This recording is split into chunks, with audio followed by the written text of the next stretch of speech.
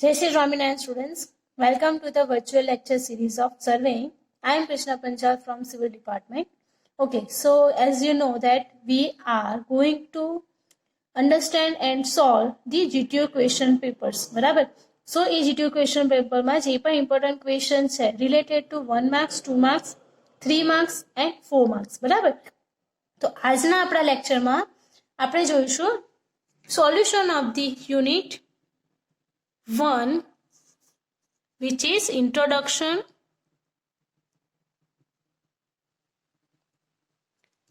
and scale. બરાબર. So introduction and scale related 1 and 2 marks ના question નો solution આપણે જોઈશું.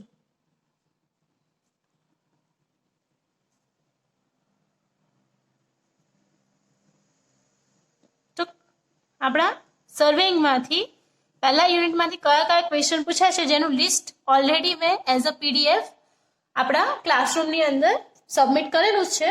એ સિવાય તમે એને અહીંયા પણ જોઈ શકશો, રાઈટ? ઓકે, તો પહેલો ક્વેશ્ચન આપણે લઈએ, which is enlist classification of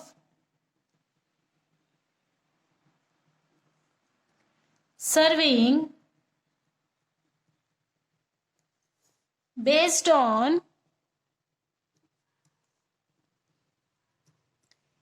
instruments use.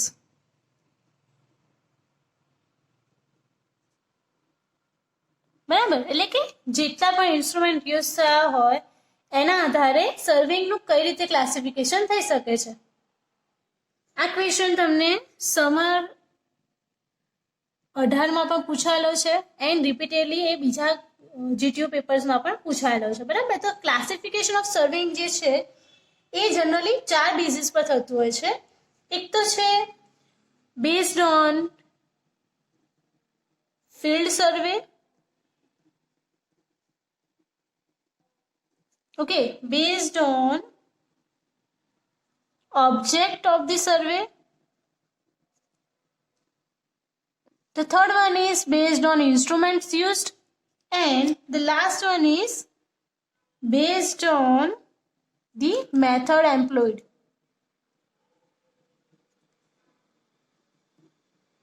બરાબર. સો તમારે આ ચારેય ટાઈપ્સના જે ક્લાસિફિકેશન છે પ્રિપેર કરવા પડશે. બટ હિયર હું તમને ફર્સ્ટ એટલે કે બેઝડ ઓન ઇન્સ્ટ્રુમેન્ટ યુઝડ, બરાબર? તો એની પરથી કેવી રીતે તમે આન્સર લખી શકો એ જોઈએ. ઓકે, સો તમને ખાલી એનાલિસ્ટ કરવાનું કીધું છે એટલે તમારે વધારે એને ડિટેલમાં લખવાની જરૂર પડતી નથી. સો અહીંયા આગળ હું ખાલી લખીશ classification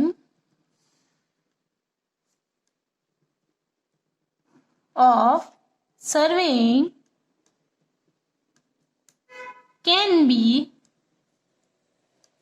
based on instrument used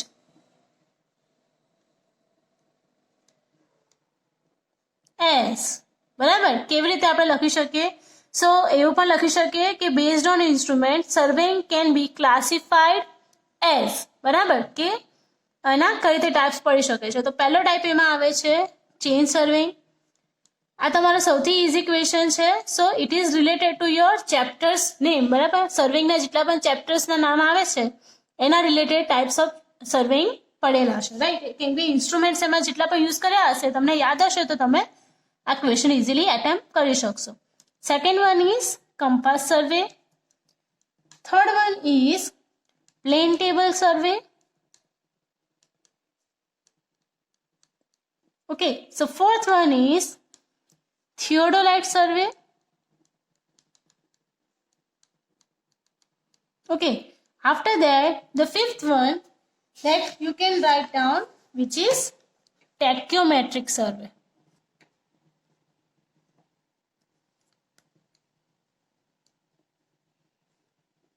Okay, a સિવાય the sixth one is photographic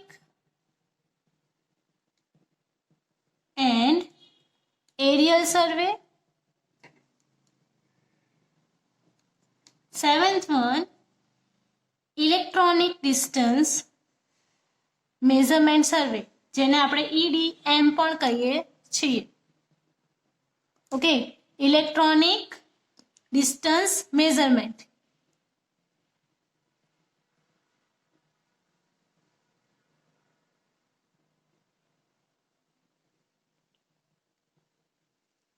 Right, okay.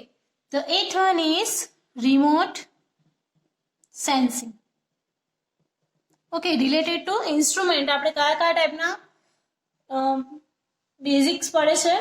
સો એક તો છે chain survey, compass survey, plane table, theodolite, tacheometric, photographic and aerial, EDM survey અને રિમોટ સેન્સિંગ, જેના તમારે ખાલી નામ જ અહીંયા આગળ એનલિસ્ટ કરવાના છે. Okay, let's move on to the next question, which is define સર્વેઇંગ and levelling. બરાબર, તો સર્વેઇંગ અને લેવલિંગને કેવી રીતે ડિફાઇન કરી શકીએ? સો વોટ ઇઝ સર્વેઇંગ અને વોટ ઇઝ લેવલિંગ? બંનેમાં મેજર ડિફરન્સ એ છે કે લેવલિંગ એ શેના માટે યુઝ થતું હોય તો કે કોઈ પણ સરફેસને ઇવન કરવા માટે, ઓર the point of view of the surface. બરાબર, જ્યારે સર્વેઇંગ શું છે તો કે પોઝિશન્સના આધારે હોય, ડિટરમાઇનિંગ ધ રિલેટિવ પોઝિશન્સ. બરાબર, so let's write down the first definition related to surveying. બરાબર, so it is the art of determining the relative positions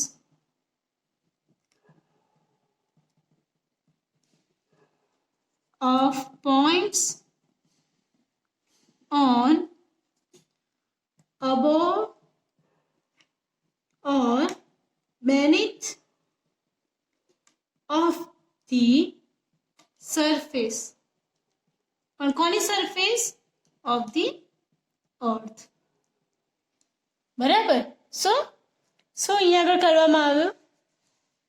okay, so definition properly શું થાય છે તો કે સર્વેઇંગ શું છે કે art of determining the relative positions, કે કોઈ પણ રિલેટિવ પોઝિશન્સને મેળવવાની કળા કે જેની અંદર પોઈન્ટ્સ ભલે જમીનની ઉપર હોય, જમીનની સાઈડમાં હોય, નીચે હોય કે એની સરફેસ ઉપર હોય. બરાબર, તો એ કન્ડિશનમાં તમને આ જે સર્વેઇંગ જે છે એ યુઝફુલ થતું હોય છે. Okay, so let's see the definition of levelling.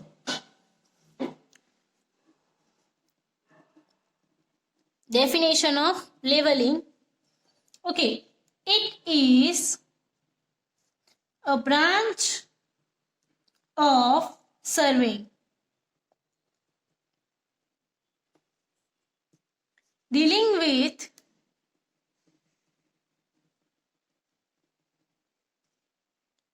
determination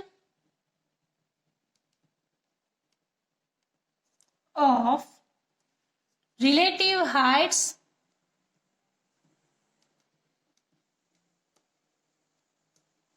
of the points on the surface. તો કઈ સરફેસ? અગેન ઓફ ધી અર્થ. બરાબર, ઇન વર્ટિકલ પ્લેન. બરાબર, આ લખવું વધારે ઇમ્પોર્ટન્ટ છે. બરાબર, સો આપણે ક્યાં આગળ સર્વેઇંગ કરી રહ્યા છે તો લેવલિંગ શું છે? સૌથી પહેલા એક તો બ્રાન્ચ છે સર્વેઇંગની. બરાબર, it is not a main branch. બરાબર, એક સ્ટ્રીંગ છે કોની? સર્વેઇંગની અંદર આવેલી. બરાબર, શું કરવા માટે યુઝ થાય છે તો determining relative heights, that means RX, અને surface of the earth in vertical plane. બરાબર, વર્ટિકલ પ્લેન ધેટ મીન્સ જે વર્ટિકલ ડાયરેક્શનમાં આપણી સરફેસીસ રહેલી, જેમ કે હિલી રિજિયન છે કે પછી પોન્ડ રિજિયન છે. બરાબર, સો વેલી અને હિલી રિજિયન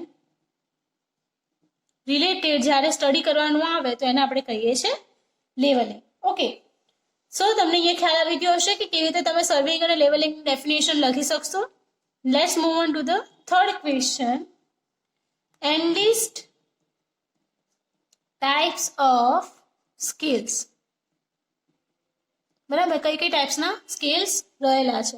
તો અહીંયા આગળ તમારે ખાલી જ ટાઈપ્સ ઓફ સ્કેલના નામ જ લખવાના છે. ઓકે, સો ધ સ્કેલ, પહેલા તમારે આ લાઈન લખવી વધારે ઇમ્પોર્ટન્ટ છે, એ પછી તમે તમારો આન્સર લખશો તો વધારે ઇમ્પ્રેસિવ થશે. બરાબર, સો ત્યાં આગળ તમને માર્ક્સ કાપતા સરને વાંધો નહીં આવે.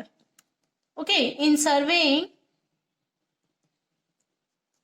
આર એસ અંડર, આટલી જ એક લાઈન તમારે લખવાની છે. એટલે કે સર્વેઇંગના ડિફરન્ટ સ્કેલ છે જે નીચે મુજબ આપેલા છે. Okay, first one is plane scale. બરાબર, પ્લેન સ્કેલ હોઈ શકે, ડાયાગોનલ સ્કેલ હોઈ શકે. Third one chord scale, and the fourth one which is vernier scale. બરાબર, ચાર ટાઈપની સ્કેલનો આપણા સર્વેઇંગની અંદર યુઝ થતો હોય છે, એટલે કે પ્લેન સ્કેલ, ડાયગોનલ, કોર્ડ અને vernier. Okay, next the fourth one is state principles of surveying. Okay, so કયા કયા પ્રિન્સિપલ છે સર્વેઇંગની અંદર? ઓકે, તો એ તમારે લખો. ઓકે, તો ખાલી એના સ્ટેટમેન્ટ્સ લખવાના છે. That means the two functional principles of surveying are, the first one to work from whole to part, and the second one to fix positions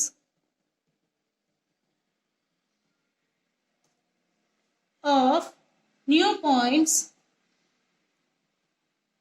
by at least 2 independent processes. Okay, કયા કયા principles અહીંયા આગળ આવ્યા? તો to work from whole to part, અને the second one is to fix positions of new points by at least 2 independent processes. બરાબર, બે independent processes through એક કે બે વધારે જે પોઝિશન છે એને ફિક્સ કરવા માટે, અને હોલ ટુ જે આખું વર્ક છે એને આપણે શું કરીએ છીએ? ડિવાઈડ કરીએ છીએ અલગ અલગ પોર્શન્સની અંદર, જેને આપણે કહીએ છીએ હોલ ટુ પાર્ટ. બરાબર, okay, let's see next question. So our question number 5, which is give horizontal and vertical scale for longitudinal sections. બરાબર, તો અહીંયા તમને ક્વેશ્ચન શું કીધો છે? હોરિઝોન્ટલ અને વર્ટિકલ સ્કેલ માટેના લોન્જિટ્યુડિનલ સેક્શન્સ આપો. બરાબર, લોન્જિટ્યુડિનલ સેક્શન્સ માટેના હોરિઝોન્ટલ અને વર્ટિકલ સ્કેલ કયા કયા હોય છે? ઓકે, સો